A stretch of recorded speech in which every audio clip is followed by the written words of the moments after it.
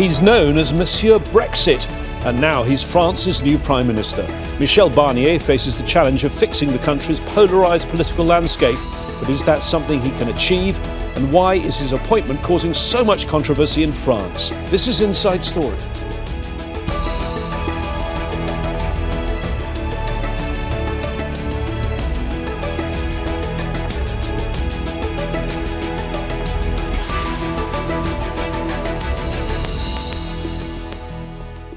Hello again, I'm James Bayes. France is in political turmoil. After months of deadlock, President Emmanuel Macron has appointed a new Prime Minister. A member of the Republicans, Michel Barnier, is 73 years old and was the European Commission's chief negotiator in talks with Britain over its departure from the EU. But Macron's appointment of a right-wing politician has infuriated those on the left, sparking widespread protests.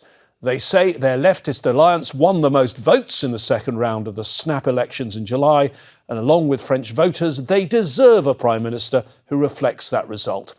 The country is facing pressure on several fronts as the government fails to keep within deficit limits and reach agreement on its budget. So will this latest controversy derail those efforts? And how will Macron and Barnier navigate this new political landscape? We'll explore all of this with our guests who join us in just a moment. But first, this report from Katia Lopez-Hodayan. Days into the job, France's new prime minister is already facing pushback.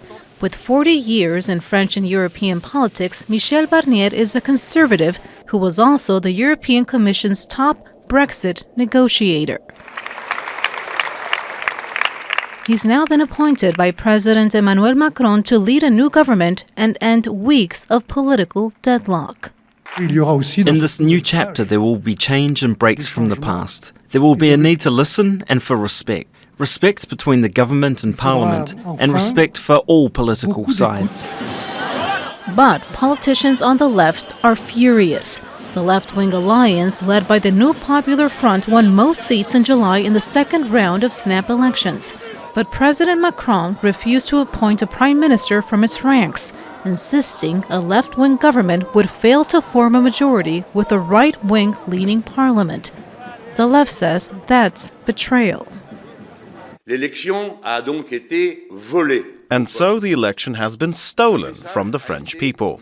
The message of the people has been denied. And now we're finding out about a prime minister that was named with the permission and maybe on the suggestion of the far-right National Rally.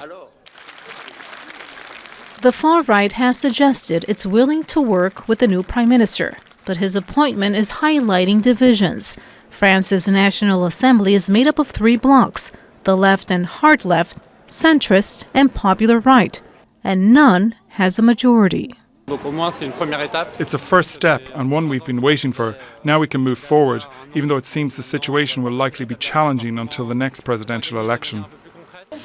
President Macron is facing pressure on different fronts. France is facing a worsening deficit, and the government must reach an agreement on its budget and submit it to Parliament by October the 1st. I think what's important now is to gather together around one set of policies. Facing turmoil, Macron is hoping the 73-year-old prime minister will manage to push through divisions and avert further crises and further political deadlock. Katia Lopez-Hodayan, Al Jazeera for Inside Story.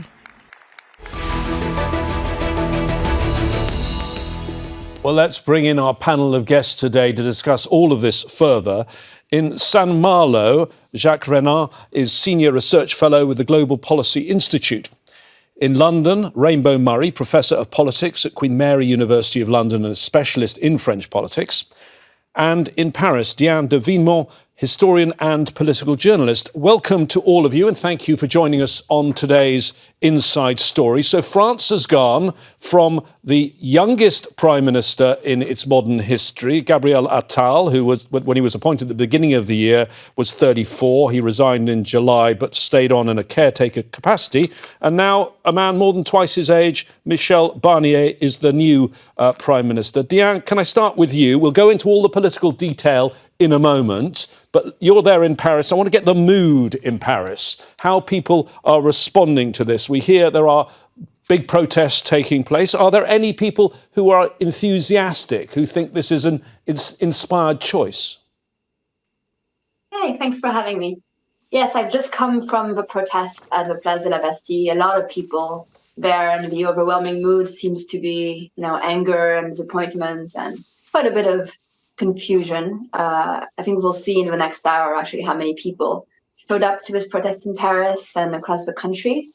I think some people are necessarily pleased. I think, the Republican Party getting to see one of its historic members become PM, even though they lost half their seats, must be quite pleased. And, for the sake of stability, I guess it's what Macron was aiming for. After 5 weeks of uncertainty, we do have a prime minister and we can move on to the next steps. So surely the Assembly, which has to vote on the budget, must be somewhat pleased.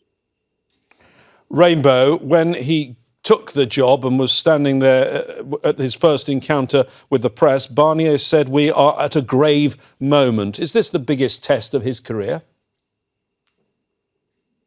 Yes, and this is a man who's faced a number of tests. So he's not new to managing conflict and difficult situations, but he's coming into a country that is very divided, that has found it almost impossible to achieve any kind of consensus. And he's faced with the mammoth task of getting groups who consistently have refused to work together to form enough stability to get government working, to get a budget passed, to try and see the country through until the next set of elections. And so he's definitely got his work cut out. Jack, tell us a little bit more about Michel Barnier, because he's been around. We talked about the previous Prime Minister being the youngest, but Michel Barnier in 1978 was at the time France's youngest MP. That was at the age of 27. He masterminded France's Winter Olympics in 1992. He's been various different political jobs, including for a year he was President Jacques Chirac's foreign minister. But most of his recent work has not been on the French stage. It's been on the European stage. I mean, a distinguished career, but is he a household name in France? What's been the reaction to his appointment? He became a household name thanks to Brexit. Before that, he was a well-known politician, but he never stood out. He's a bit of a bland character. He's quite competent. He's got a good career. He started at local level. He became mayor, regional councillor, and after that MP, senator, and eventually got his job in the European Commission and negotiator for the Brexit. It shows there's one thing that appeals to the people about him. He's a man of consensus. And it's quite amazing that in his 51-year-old career, he's not made many enemies. I mean, his blandness is part of his virtue, and his ability to create a consensus, to negotiate. His experience in the European Commission. In Europe, you have to negotiate.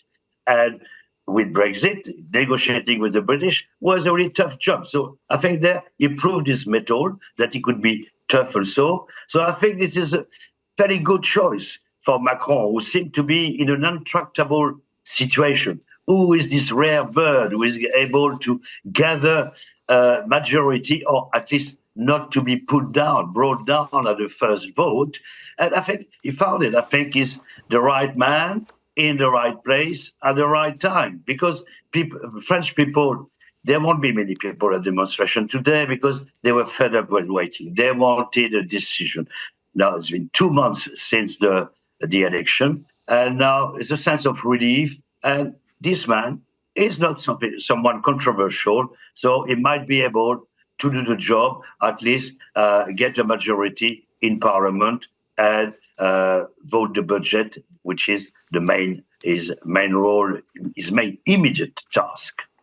And of course, there are many challenges ahead. I'll discuss those in a moment. But as I've got three experts on French politics, let's just look first at how we got here. Let's take it stage by stage, because I think it's certainly an understatement to say that a lot has happened in French politics in recent months. Diane, let's go back to June the 9th.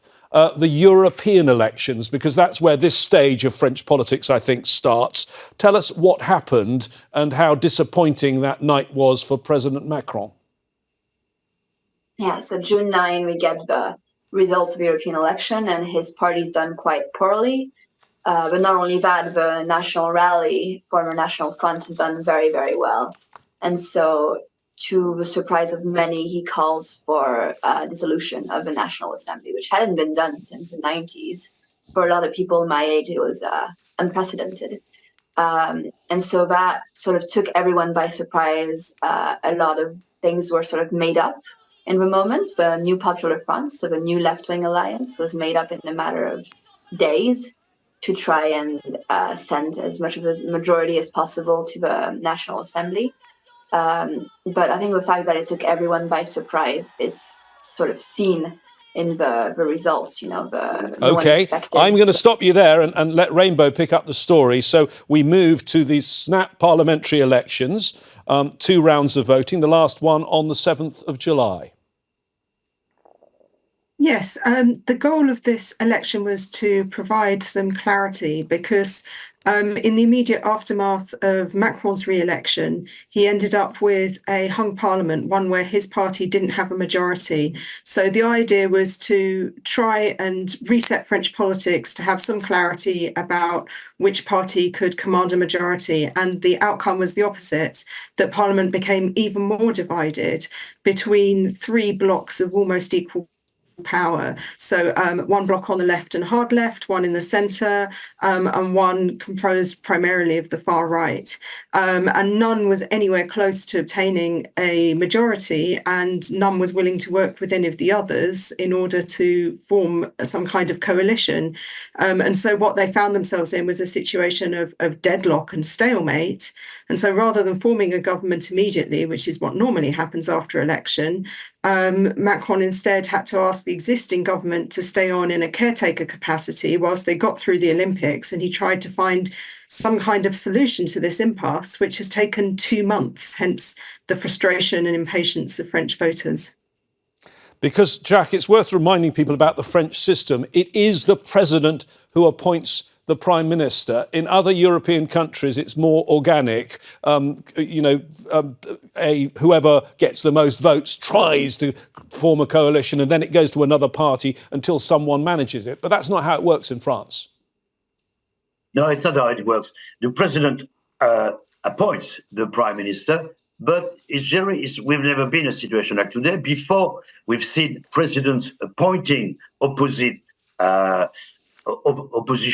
politicians as prime minister. Is because these opposite politicians had a majority in government.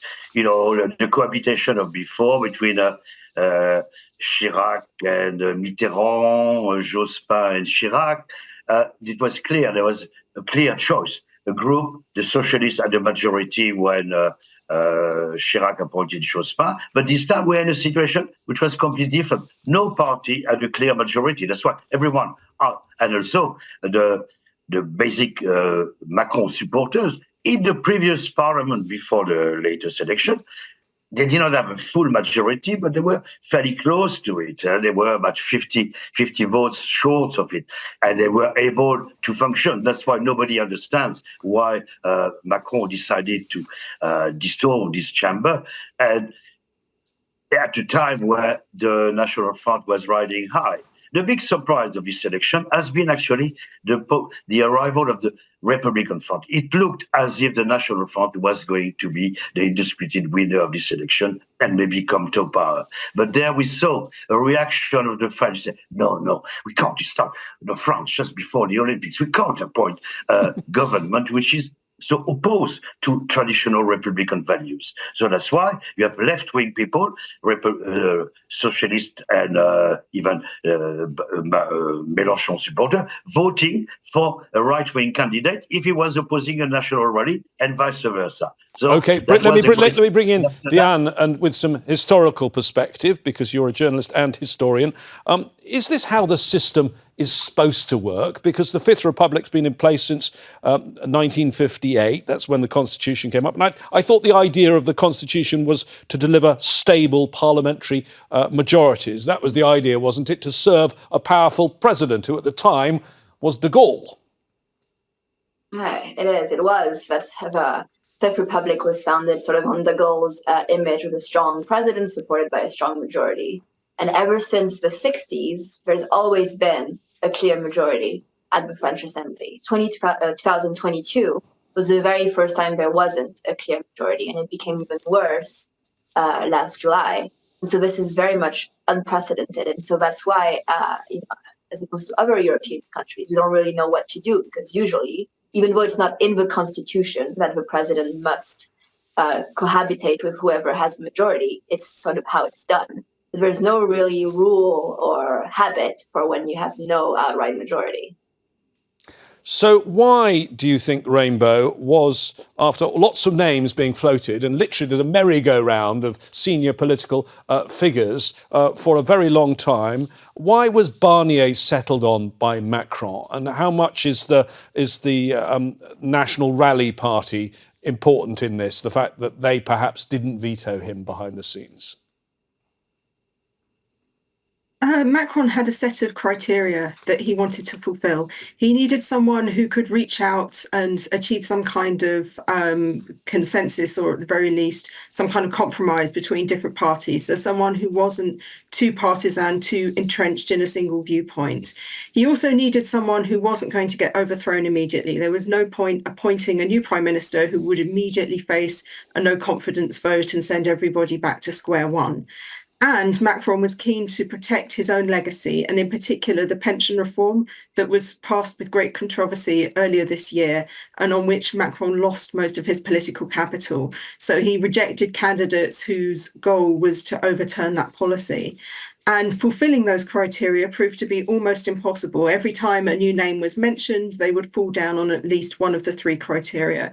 And Barnier was the first name that came up who didn't fail on the three criteria. He's relatively compatible with Macron's views on pension reform. He has a track record of reaching out across different parties who can't work together, especially in his role in the European Union. And he was not immediately rejected by a majority of people in Parliament. And that's where the far right come in, because a lot of the left-wing candidates were rejected by the centre and the right. A lot of candidates from the centre and the right were rejected by too many on the left. But this is one where the far right are willing, for now, to give him a try. And that for now question is an important one that I think we'll need to return to later in the discussion. But for now, he is not being rejected by a majority of Parliament. And so he has an opportunity to govern for at least some period of time. But Jacques, Macron has always said his role in politics is to keep the far right out of any control. And now it seems he's ended up with a situation where they potentially have a veto on the government going forward. Yes, indeed. Yeah, that's the irony of Macron. Without just talking about this situation, imagine the situation. 11 million people voted for the National Front in the first round of the parliamentary election. It's unprecedented. It's a failure on his part. But at the same time, the French, as I said, rejected the National Front. They don't want to see them in power, but at the same time, they will infuse the debate. And the ideas of the National Front are running around French society, French establishment, and we see that the party where Barnier comes from is very close to the National Front on some views about immigration, law and order. That's quite clear. Otherwise, they were quite pissed. That's why the National Front accepted Barnier. Barnier comes to the Republicans. The Republicans will participate in government, provided they stick to the agenda of their agenda on the issue of immigration. And we know that Barnier, in the previous campaign, when he was stood to be the presidential candidate for the Republicans, had a very tough attitude towards immigration. So, yes, it's ironic that in the last election, the French rejected. So the National Front was got out of the door and is coming back to the windows. And his ideas will definitely influence the policies and some issues of Barnier. So that's probably, even though Barnier says that he will try to appeal also highlighted the fact that the other issue brought forward by the National Front was the issue of purchasing power and the issue of pensions reform. And one of the things that Macron wanted when he appointed the prime minister was something who would preserve his economic legacy. We will not go against the reforms, especially the pensions reform. And that's why. Let me just bring in Diane now. Let me bring in Diane. So we will have a new Parliament, Assemblée Nationale meeting. It seems that the leftist parties are still going to push a vote of no confidence. Does that have no chance at this stage, or are things still a little bit unclear? It's looking unlikely, but there's been a lot of surprises in the past few months.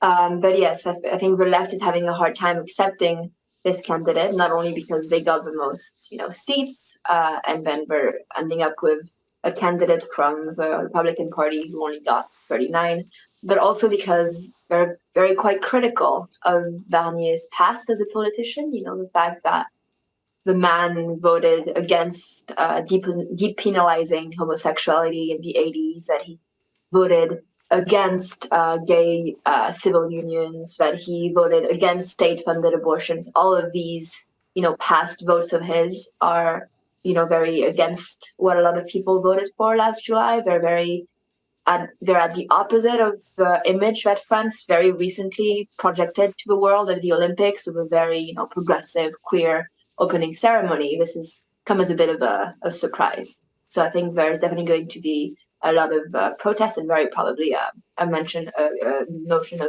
no confidence at the Assembly.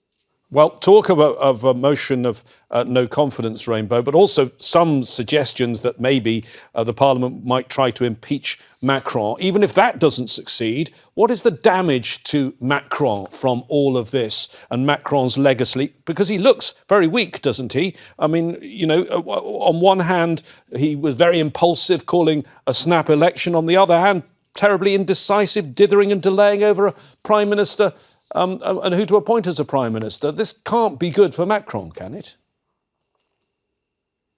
Honestly, he's been weak for the entirety of his second term. From the moment he lost the parliamentary election immediately following his re-election, he's been in a weak position. And even his re-election was secured largely on the basis that he was running against a far-right candidate. So people were rejecting the alternative rather than giving a positive endorsement to Macron. So his popularity has been low for some time. His status has been diminished. You could argue that he's been dithering. You could also argue that he has been faced with a very difficult decision, and one that he has taken his time to implement well. If he had chosen someone in haste and that person had been immediately rejected by Parliament, that would have created a different kind of crisis. So his goal now is to try and get a government that will achieve at least some degree of stability. The key question is, how much ground does he have to concede to the far right in order to retain their sort of passive tolerance, if you will, of this government, their willingness not to support a motion of censure that would overthrow the government. Okay, Jacques, let's talk about Barnier's first tasks. Right, that's tough. Jacques, now let's talk about Barnier's first tasks. He's got to appoint the ministers. He works with Macron on that. It's the president who technically appoints them. But then the budget. Now, this is a real problem, isn't it, by the 1st of October, because France has a massive deficit, which some say, well, the outgoing finance minister says could reach 5.6% of GDP this year. And there's an EU limit of 3%, and the EU's already taking disciplinary proceedings against France. It's a headache on day one. Yes, and that's why he appointed Barnier and not someone from the left. If he had someone from the left who wanted to raise taxes and increase public spending, would have been anathema to Europe and to the markets. So at least Barnier's appointment would calm down the markets and would calm the Europeans down. But I would like to make a point also, which is beside the budget, is the fact, the irony is that the hyper president of France, who is involved in every action, is leading to a reading of the Constitution which makes it more parliamentary. When you study constitutional law in France, the question is the Fifth Republic a presidential regime or a parliamentary regime? And now we're in a situation where the rapport de force, the political balance, means that the power is in parliament. And Macron now is no longer the hyper president. And we'll see how this relationship, the head of government in France is the prime minister. It's clearly stated in the constitution. And the president is meant to be above the parties and preserving the stability of the institutions. Okay. And maybe even taking care of... Jacques, let me quickly bring in Diane on that point at the end of our discussion. Do you then foresee, Diane, tensions between Barnier and Macron going forward, even though Barnier's been chosen by Macron? When Barnier was running to be his party's candidate in the last presidential election, he said Macron had ruled France in an arrogant manner and there needed to be change. Is there going to be a clash between these two in coming months? He was very much critical of Macron when he was running for president himself, but he had to be. I think that's hard to say now. I think we'll have to wait and see who he nominates in his cabinet, because Macron said a lot of things in the past few weeks. He said that he wanted to appoint, the army and the interior ministers himself. The question is whether Barnier will go along with it. The question is whether Barnier will fight him on that. Macron's also said that he wants this to be a collaboration more than a cohabitation, which seems to indicate that he wants them to work, in tandem. So I think there's hope on Macron's side that it'll be not too tense. I think it sort of depends on how much Barnier wants to weigh in with his own choices, because, it seems from what we've heard today that some ministers want to stay, like Gérald Darmanin, who's the interior minister, apparently wants to stay. Rachida Dati, agriculture, wants to stay. And so I guess it depends on whether Barnier had other ideas or not, and that'll be in the coming days and weeks. Well, thank you very much, all three of you, for joining us on today's Inside Story. Our guests were Jacques Reland, Rainbow Murray and Diane de Vignemont. If you'd like to watch this or any of our other programmes, you can always find them on demand on aljazeera.com. Your contributions, comments and even criticism are welcome too on our Facebook page. That's facebook.com/AJ Inside Story. Or you can use X, formerly Twitter, where our handle is @AJ Inside Story. I'll be back here very soon. But until then, from me, James Bays, and all the team here, stay safe and well. Bye-bye for now.